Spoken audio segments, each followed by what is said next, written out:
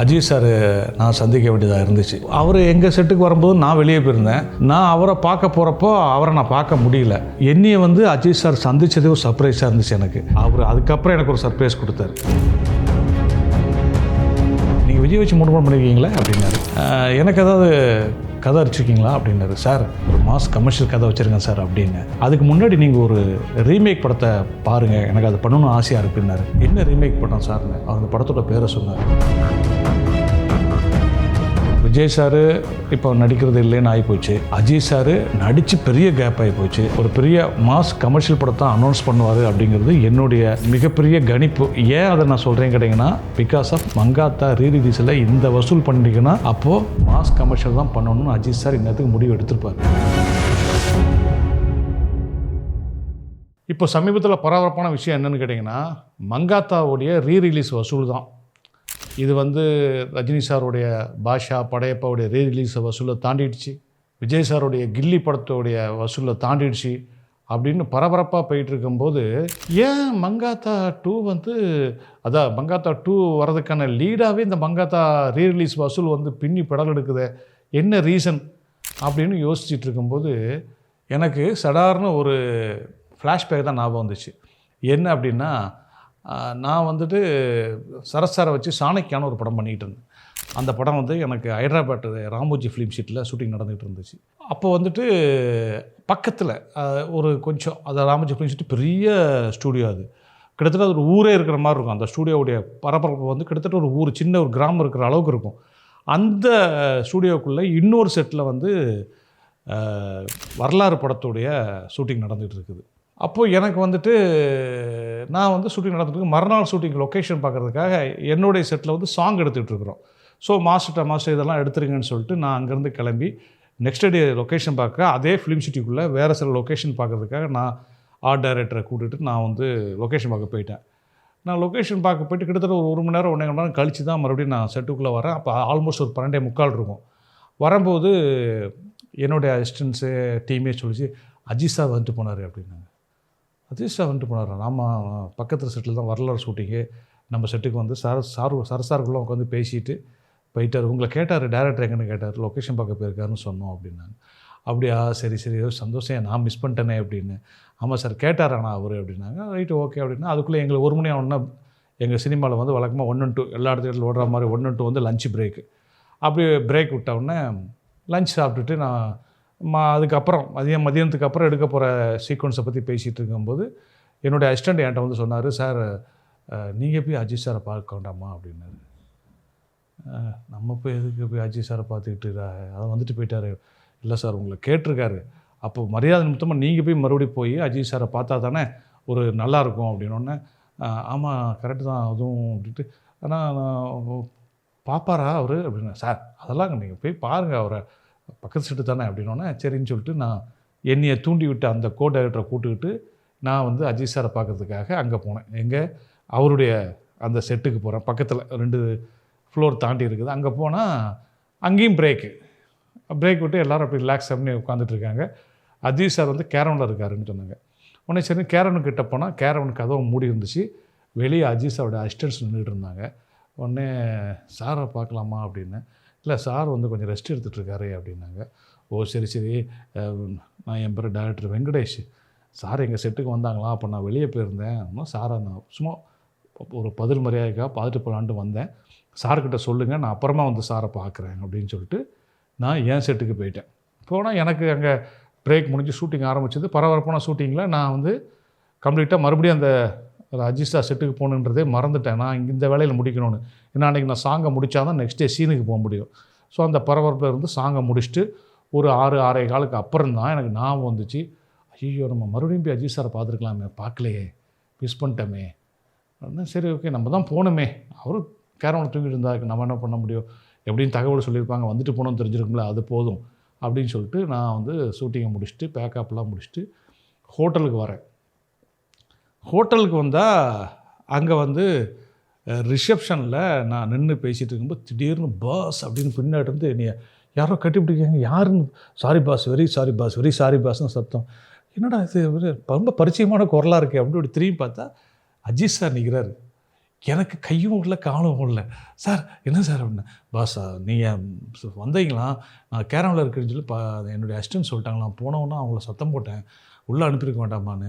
என்ன sir correct தானே sir, நீங்கள் ரெஸ்ட் எடுக்கும்போது நம்ம டிஸ்டர்ப் பண்ணக்கூடாது இல்லையா, அவங்க மேலே தப்பு இல்லை, நான் தான் பரவாயில்ல இருக்கட்டும்னு சொல்லிட்டு போனேன் அப்படின்னு. இல்லை இருந்தாலும் நீங்கள் வரும்போது அவங்க என்ன சொல்லியிருக்கணும் இல்லையா, சாரி பாஸ் அதுக்கு தான் நான் உங்களை பார்த்து சொல்லிட்டு போகலான்ட்டு வந்தேன் அப்படின்னாரு. எனக்கு ஒரு மாதிரி புல்லரிச்சு போச்சு. ஆக்சுவலி வந்துட்டு நான் தங்கியிருந்த ஹோட்டல் வேறு, அவர் தங்கியிருந்த ஹோட்டல் வேறு.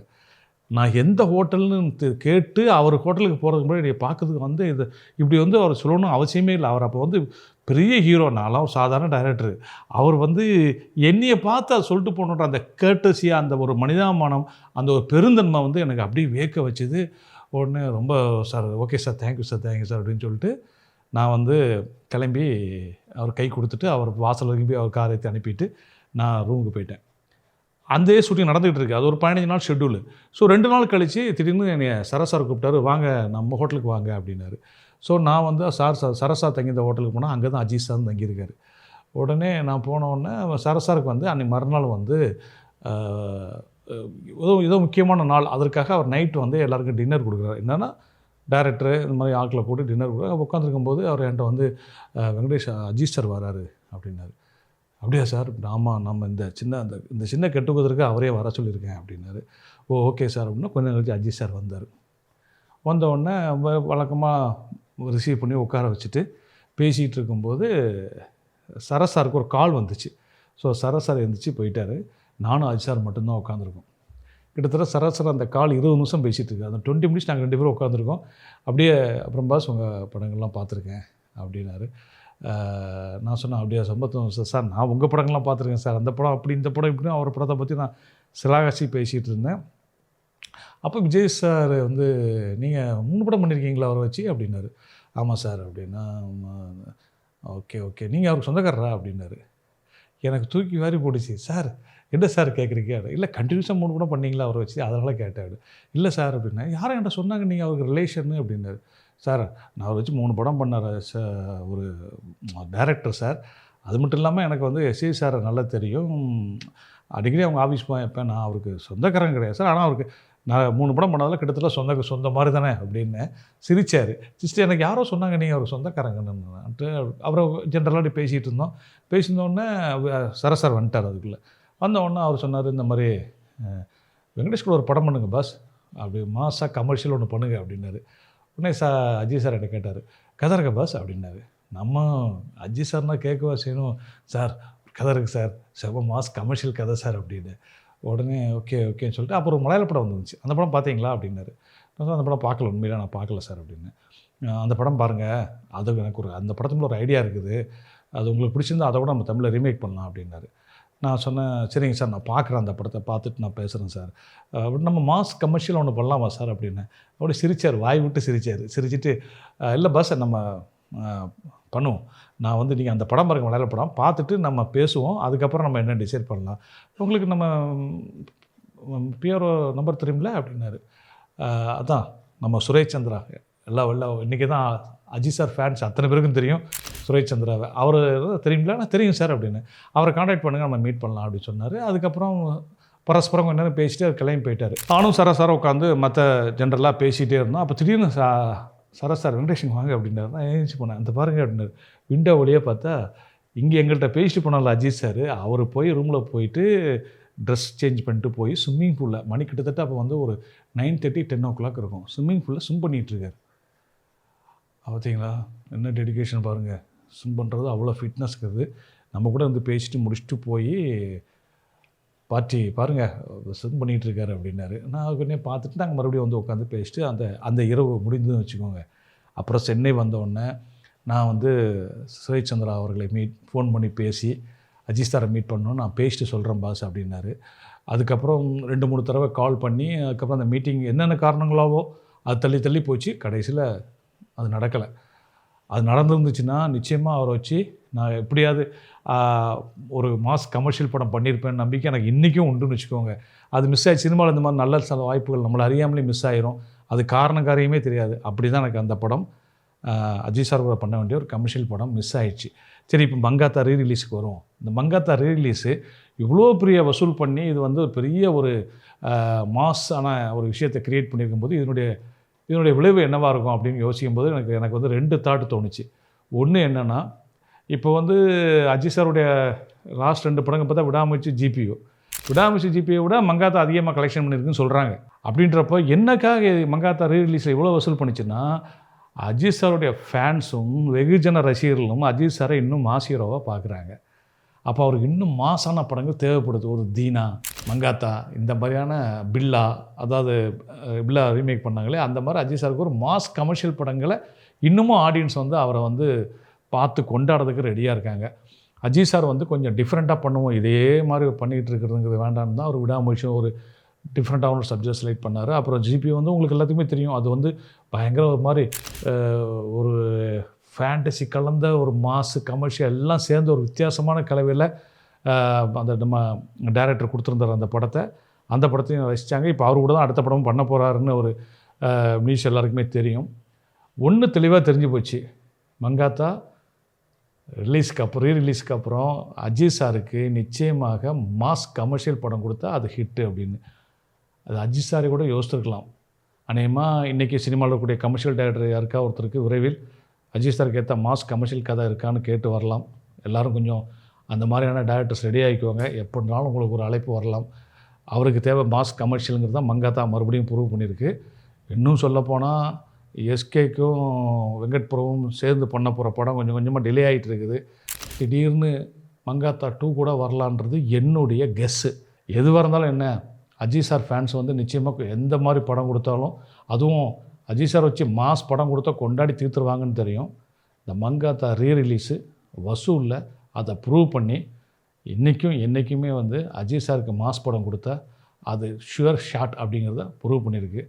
அஜித் சார் நாங்கள் பேசுகிறப்போ ஒரு படத்தை ரீமேக் பண்ணலாம், பார்த்துட்டு நீங்கள் பேசுங்க, அதுக்கப்புறம் நம்ம மாஸ் படம் பண்ணலாமா, மாஸ் கதையாக என்னன்னு அப்புறம் டிசைன் பண்ணலாம்னு சொன்னார் இல்லையா. அந்த ஒரிஜினல் படம் என்ன படம் தெரியுமா? உதயதானுத்தாரன்னு மலையாளத்தில் மோகன்லாலும் ஸ்ரீனிவாசன் நடித்த ஒரு படம். அந்த படத்தை தான் தமிழில் வந்து அஜித் சார் அப்போது பண்ணணும்னு விரும்பினார். நானும் அந்த படத்தை வந்ததுக்கப்புறம் பார்த்தேன். அதுக்கப்புறம் நான் அஜித் சாரை பார்க்க சந்தர்ப்பம் கிடைக்காதால் நான் அந்த கதையை பற்றி அவர்கிட்ட டிஸ்கஸ் பண்ண வேண்டிய வாய்ப்பே எனக்கு கிடைக்கல. பட் ஆனால் அந்த படம் பின்னால் வெள்ளித்திரைன்ற பேரில் பிரகாஷ்ராஜும் பிருத்திவிராஜும் நடித்து வந்தது. அப்போ எனக்கு ஆச்சரியமாக இருந்தது, இந்த படத்தை நமக்கு அஜித் சார் சொன்னார், அவரே அந்த கதையை பண்ணாமல் விட்டார் அப்படின்னு போய் யோசித்து பார்க்கும்போது, ஒருவேளை அவருக்கு அப்போ இருந்த அவர் கூட இருந்தவங்களோ இல்லை அவருக்கோ கூட அந்த படம் நமக்கு செட் ஆகாதுன்னு தோணியிருந்துருக்கலாம். ஆனால் நான் படம் பார்க்கும்போது ஒன்று தோணுச்சு. எனக்கு என்ன தோணுச்சு தெரியுமா, நம்ம பிருத்திவிராஜ் சார் பண்ணியிருந்தார் இல்லையா, அந்த கேரக்டரை வந்து நான் வந்து அஜித் சாரை பண்ண வைக்கணும்னு நினச்சிருந்தேன். பிரகாஷ்ராஜ் பண்ணியிருந்த கேரக்டர் தான் அதில் மோகன்லால் சார் பண்ணியிருப்பார். சீனிவாசன் கேரக்டர் தான் நம்ம தமிழில் பிருத்திவிராஜ் பண்ணியிருந்தார். நான் வந்து அந்த பிருத்திவிராஜ் பண்ண கேரக்டர் தான் அஜித் சாரை பண்ண வைக்கணும்னு நினச்சிருந்தேன். பட் அஃப்கோர்ஸ் அது அஜித் சாரும் அதுதான் பண்ண நினச்சிருந்தாரா இல்லை அவர் மோகன்லால் கேரக்டர் மைண்டில் வச்சுருந்தாரெலாம் எனக்கு தெரியாது. பண்ணியிருந்தாலும் அது நடந்திருக்கும். பட் அது வந்து மிஸ் ஆகிடுச்சு. அதுக்கப்புறம் நான் வந்துட்டு மாஸ் கமர்ஷியல் கதை பண்ணி வச்சேன்னு சொன்னேன் இல்லையா, அந்த கதையை வேறு யாருக்கா ஹீரோவுக்கு பண்ணீங்களான்னு கேட்டிங்கன்னா அது நான் சொல்ல மாட்டேன். ஏன்னா அது கடைசி வரைக்கும் சஸ்பென்ஸாகவே இருக்கட்டும். பரவாயில்ல சொல்லியா அப்படின்னு கேட்குறவங்களுக்காக நான் சொல்கிறேன். அதை சொன்னால் அது நீண்ட கதையாக போகும். அது அஜித் சாருக்கு பண்ணியது அந்த கதையை நான் வந்து வேற ஒரு ஹீரோ வச்சு பண்ணிட்டேன். அது என்னென்ன கரெக்ஷன் பண்ணலாம் சொல்லணும். அதனால் அது தனி வீடியோவாக விரைவில் போடலாம். மீண்டும் ஒரு நல்ல வீடியோவில் உங்களை சந்திப்போம். அதுவரை உங்களை வந்து விடைபெற்றுக் கொள்வது உங்கள் அன்பு ஏ. வெங்கடேஷ்.